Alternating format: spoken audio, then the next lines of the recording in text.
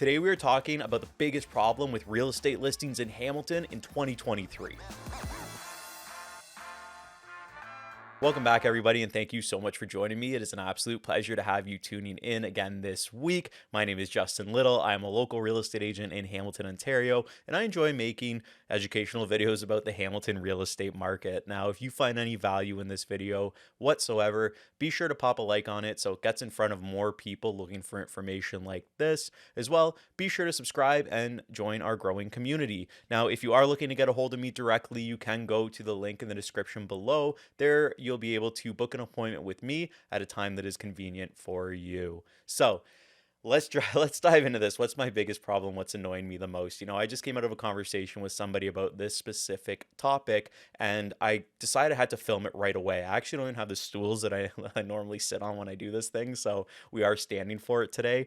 But I want to talk about a couple of things. The biggest problem with the listings that I'm seeing to date, and the biggest problem is people listing for prices that are lower than what they want, but they're not holding offers. Now, if you have been looking to buy a house in the last month or couple months, or you're an agent watching this video, and you've seen this happen, one of the biggest things driving me crazy is this. So what essentially is happening is, for some reason, an agent's taking a listing, and then the seller, they're deciding, okay, let's list it lower than what we want, and they want to try to get competition, which at the end of the day, that was a strategy that was used all throughout, I don't know, the last 5-6 years. Price it low, get competition. However, these days, the competition is not coming in, but they're not raising their price. So what we end up having is listings that say it's listed at $699, but the seller wants $800.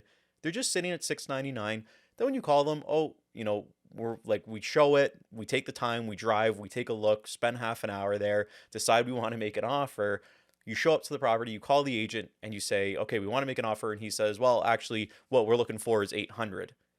But nowhere in the listing does it say that they're holding offers. Nowhere in the listing does it say that they're expecting over asking. So this is not only deceptive to buyers, it's deceptive to realtors, it's deceptive to everybody. And I don't understand the logic behind it.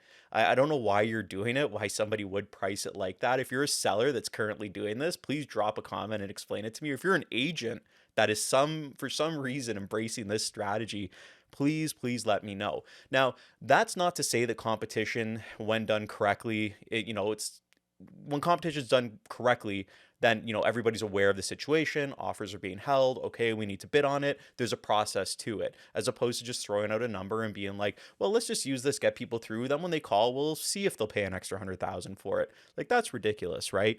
And another thing that I want to touch on when it comes to competition right now in Hamilton is, yes, competition is back. If you have been involved in the market in one way or another in the last 2-3 weeks on the buy side, you've probably found yourself in a bidding war.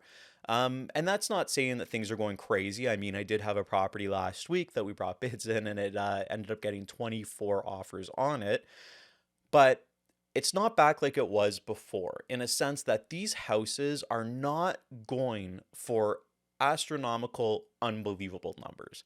Back in 2021, when you had bidding wars and you got 24 offers, you might get 200, 300,000 over asking, to the point that it would post a price so high that agents, like, we would be sitting there thinking, I can't believe somebody just paid that for that house. And then it just kept happening time and time again as people wanted to come into the market. Nowadays, even though we are seeing a lot of offers, the sale prices of these homes after competition are pretty much falling in line with what they're worth based on comparables around it. So even though there is competition, people are looking at what's sold. Okay, so everything in the area is selling for $750. This is priced at $650. You go in with an offer of $750, you get it, maybe a little bit less, you get it, but it is falling in line with where it should be. So I wouldn't necessarily let competition discourage you from going into the housing market right now. Even just last week, I went into competition. It was my clients versus another clients. There was 2 offers, and we got the property for below asking price. So like I said, even though there is competition, don't let it deter you, because we are not seeing it like it was in 2021. But like I said, that's not my problem. The competition isn't my problem. I just want to inform all of you of that, because I know some people ask me about competitive bids coming back.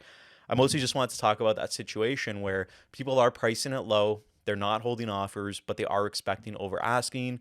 I don't understand it. I wish that there was a process that could be put in place. I wish there was a mandatory section that if you were doing something like that, it had to be disclosed. And if for some reason you priced low when you were expecting over, and it didn't happen, you should be fined as a real estate agent for doing it, because you're just straight up, it's a scam.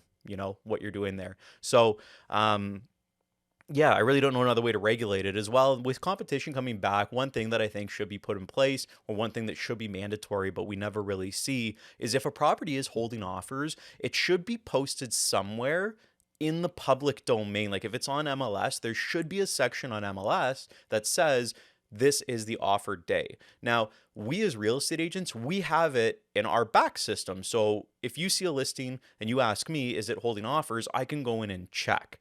But you in the public, like, you can't see it on realtor.ca. So I feel like that's something that should be made public, because if we're going to go through this process again, like we saw how chaotic it got in 2021, we need to do something to at least try to make it a little bit more open, and a little bit easier for the public to see. So that way everything's just out more in the open. I don't understand the old days of realtors protecting this information. Like, to me, that's like a 1980s, I have the information and you need to use me to buy. Like, everything's public now. Sold prices, why not make offer dates public, right? The information is out there. We are in a new era.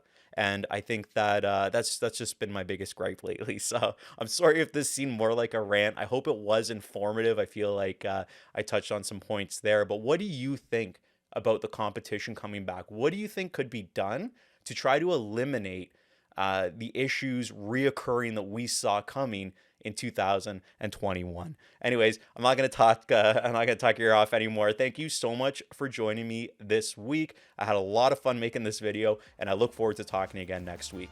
Take care.